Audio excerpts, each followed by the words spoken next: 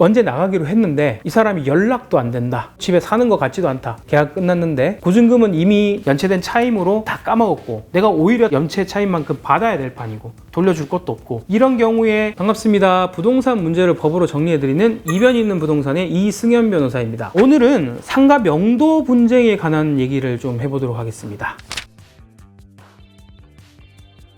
단연코 계약서라고 말씀드릴 수 있습니다. 계약서상 지금 이 사람을 내보낼 수 있는지, 임차인을 내보낼 수 있는 법률적인 갱신 거절권이 있는지, 이런 부분을 판단할 수 있는 가장 기본적인 문서가 계약서이기 때문에 계약서를 체크하는 게 가장 중요합니다.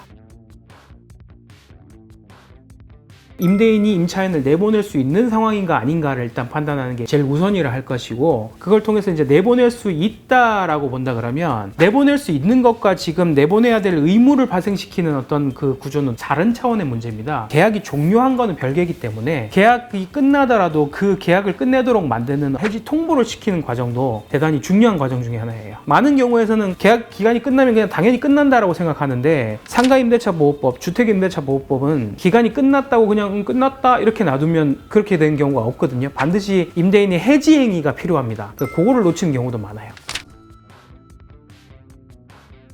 반드시 그냥 돌려주는 게 아니라 임대차 기간에 발생한 임대인이 받을 수 있는 채권, 예컨대 밀린 차임, 그리고 임차인이 물건을 쓰면서 파손했는 부분에 대한 수리비, 기타 여러 가지 임대차 관계에서 생긴 채권, 이렇게 표현하는데요. 그런 부분은 공제하고 이제 보증금을 주게 됩니다. 공제하는 그 금액이 얼마인지 확정하는 부분도 상당히 이제 유념을 둬야 될 거고요. 이게 왜 중요하냐 그러면 경우에 따라서는 보증금보다 까야 되는 차임들이 더 많은 경우가 있어요. 그런 경우에는 보증금을 줄 게 없는 거거든요. 그래서 그런 공제되는 비용이 얼마인지 산정하는 것도 상당히 중요하겠죠.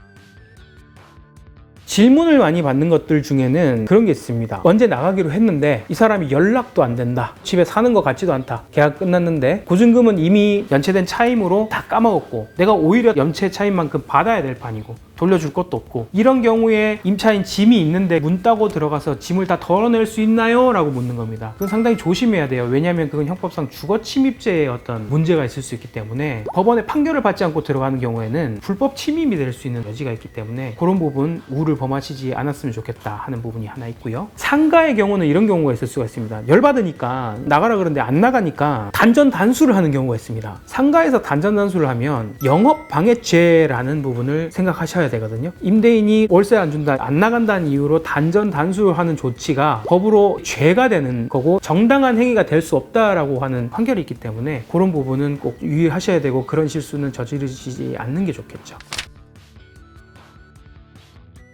명도 소송을 진행하기 전에 계약 구조부터 좀 바로 세워놓는 게 중요합니다. 임대인 입장에서는 계약서를 쓰는 단계에서 임차인이 빠져나갈 수 없는 계약 구조를 이제 단단하게 이렇게 해놓으면 명도 소송을 좀 쉽게 진행할 수가 있어요. 그게 그만큼 소송을 길게 지연 못하도록 하는 부분이 있거든요. 그래서 계약서 쓸 때부터 좀 잘해야 된다. 이런 부분을 먼저 말씀드리고, 제소전 화해 제도라는 게 있는데요. 이거는 소송의 방법을 택하지 않고 임대인과 임차인이 서로 합의해가지고 언제 나가기로 하되 어떤 조건으로 다 정산하고 딱 한다라는 합의를 법원의 판사 앞에서 화해라는 결정을 받으면서 마무리 짓는 건데, 이거의 효과가 뭐냐면 언제 나가기로 한다라는 제소전 화해 결정을 받았다면 별도의 소송이 없이 이 사람이 안 나갈 때 바로 그냥 화해 결정문 들고 집행을 할 수가 있어요. 그래서 소송하는 시간을 그만큼 아낄 수 있는 아주 좋은 제도인데, 되는지 안 되는지 여부는 전문가의 좀 조언을 받으실 필요는 있지만 그 제도를 이용하는 것도 상당히 고려사항입니다. 그리고 마지막으로 결국에 소송을 진행하는 데 있어 가지고는 소송의 지연 부분을 가장 걱정해야 되는데요. 소송은 가급적 빨리 진행하는 게 좋습니다. 종료가 되지 않아도 소송을 진행할 수 있는 길도 있거든요. 그런 부분을 좀 감안하셔서 가급적 빨리, 임차인이 안 나갈 것 같은 어떤 낌새가 어느 정도 확실하다 그러면 계약 종료일까지 굳이 기다리지 마시고 미리 방문을 하셔가지고 전문가의 상담을 받으시는 걸 권해드립니다.